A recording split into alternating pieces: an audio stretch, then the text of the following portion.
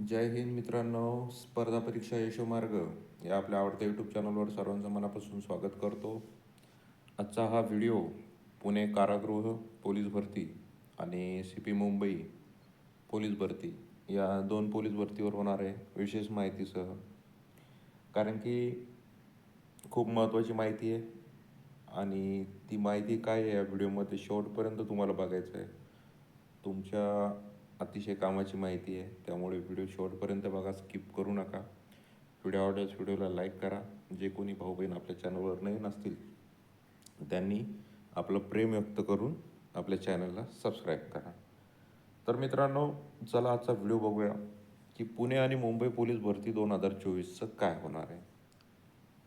कारण की आता सोशल मीडियावर खूप जास्त अफवा पसरत आहे की भरती प्रक्रिया जी आहे की पुणे कारागृह भरती प्रक्रिया असो की CP मुंबईची लेखी परीक्षा असो, की ह्या दोन्ही भरती प्रक्रिया ज्या आहेत ह्या रखडणार आहेत.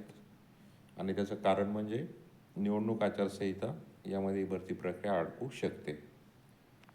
त्याच्यानंतर कोणी म्हणतं ग्राउंड होणार नाही, कोणी म्हणतं लेखी होणार नाही, कोणी म्हणतं निवड यादी जाहीर होणार नाही, ओके जॉईनिंग वगैरे काय होईल ते. तर अशी चूक हे तुमचं आयुष्य बर्बाद करू शकते. काय माहिती आपण बघूया मित्रांनो. बघा, सोशल मीडियावर सध्या सर्वात जास्त जी चर्चा होत आहे ती चर्चा होत आहे महाराष्ट्र पोलीस भरतीविषयी.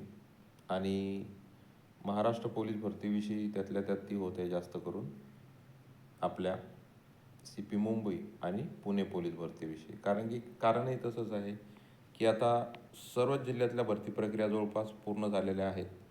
आणि जी भरती प्रक्रिया आता बाकी ते ही आहे पुणे कारागृह शिपाई, पुणे कारागृह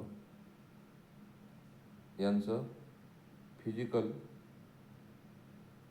ओके, आणि CP मुंबई यांची लेखी परीक्षा. कौशल्य चाचणी तर सुरू आहे, आता लेखी परीक्षा. या दोन गोष्टीविषयी सर्वात जास्त आपल्याला बघायचं आहे.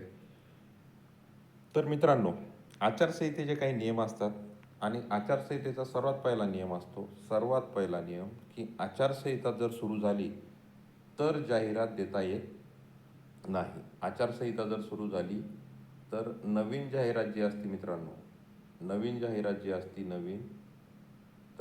जाहिरात तुम्ही देऊ शकत नाही. आचारसंहितेचा सर्वात पहिला नियम हा आहे की जी नवीन जाहिरात असते, समजा आता नवीन पोलीस भरती येणार आहे, समजा असं म्हणतात की डिसेंबरमध्ये पोलीस भरती येणार आहे, तर तिची जी जाहिरात आहे मित्रांनो, तर ती जाहिरात जी आहे त्या गोष्टीची, त्या पदाची जाहिरात ही निवडणुकीच्या आचारसंहितेच्या पूर्वी, समजा निवडणूक आचारसंहिता 10 ऑक्टोबरला लागणार आहे असं पकडून चालू आपण, 10 ऑक्टोबरला निवडणूक आचारसंहिता लागणार आहे, तर डिसेंबरमध्ये जी पोलीस भरती होणार आहे तिची जी जाहिरात आहे ती 9 ऑक्टोबरच्या पहिले यायला हवी.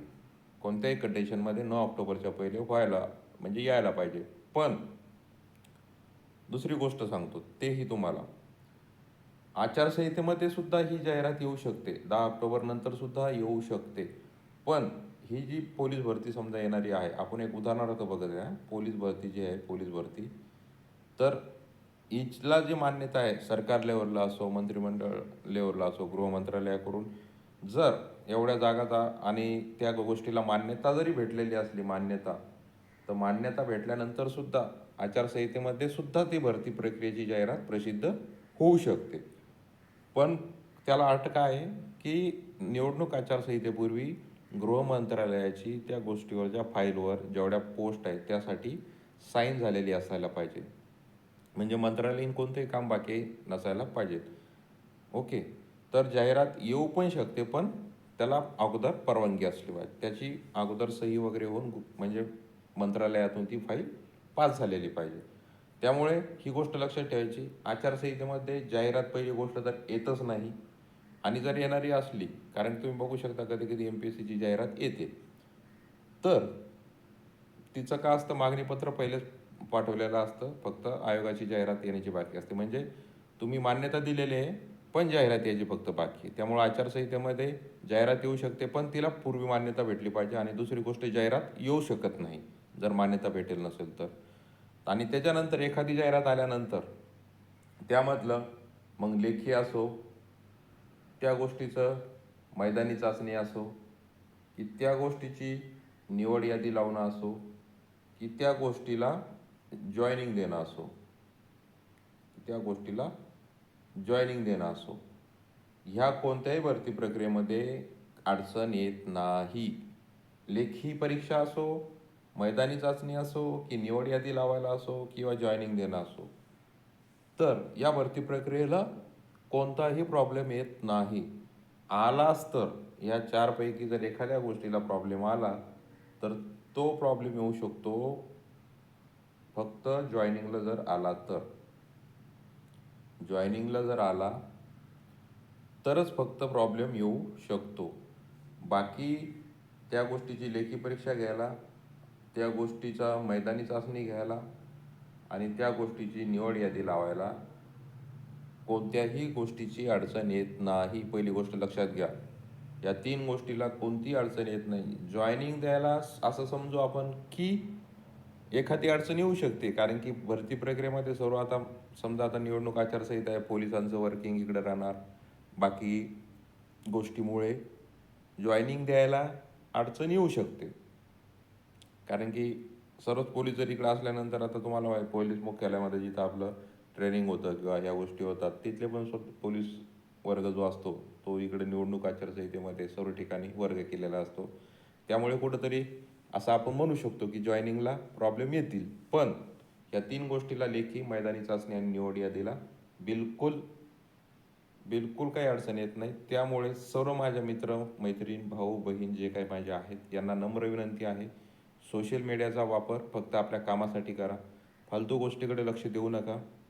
आपली भरती प्रक्रिया ही खूप जुनी भरती प्रक्रिया आहे. त्यामुळे ह्या भरती प्रक्रियेमध्ये निवडणूक आचारसंहितेचा कोणताही परिणाम होणार नाही आहे. तुम्ही म्हणसाल सर मग कट ऑफ का लागत नाही, तर कट ऑफ येणाऱ्या 2-3 दिवसापर्यंत मी माझा व्हिडिओ बनवलेला आहे, तो व्हिडिओ एकदा जाऊन बघा.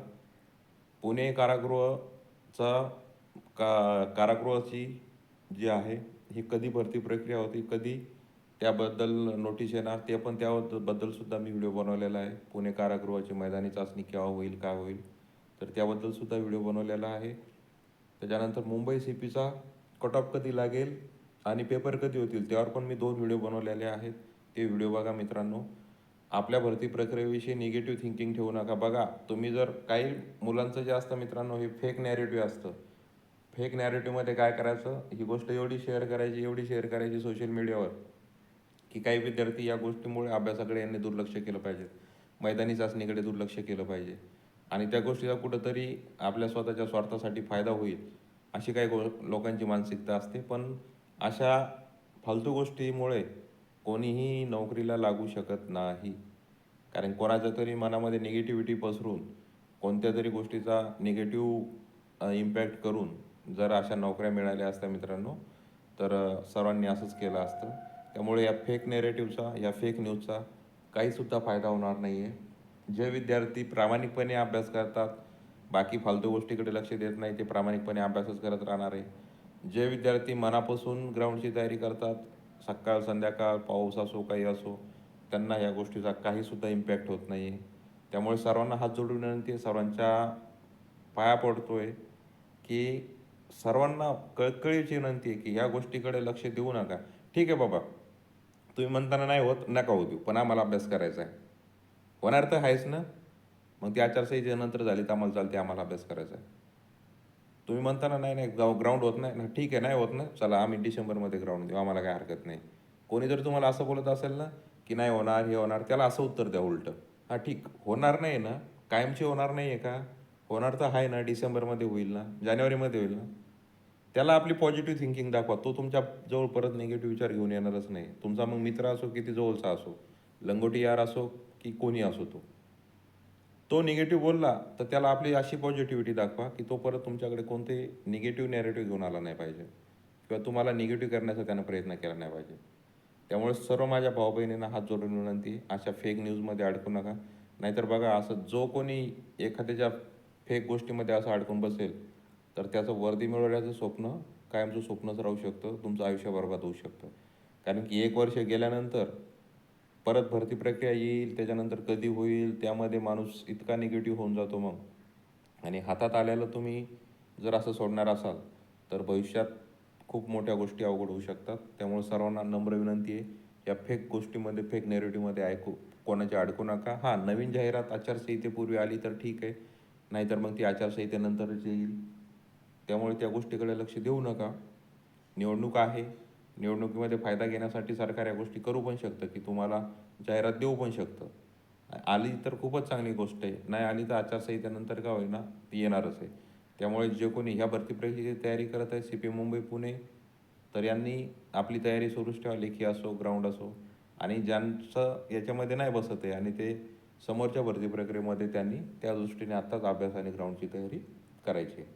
तर असा हा व्हिडिओ होता मित्रांनो, की जे नेरेटिव्ह जे सेट केलेलं आहे काही विद्यार्थ्यांनी, की आचारसंहितेमध्ये भरती प्रक्रिया अडकणार आहे का, ग्राउंड, लेखी किंवा निवड यादी अशा काहीच गोष्टी आता लागणार नाही आहे.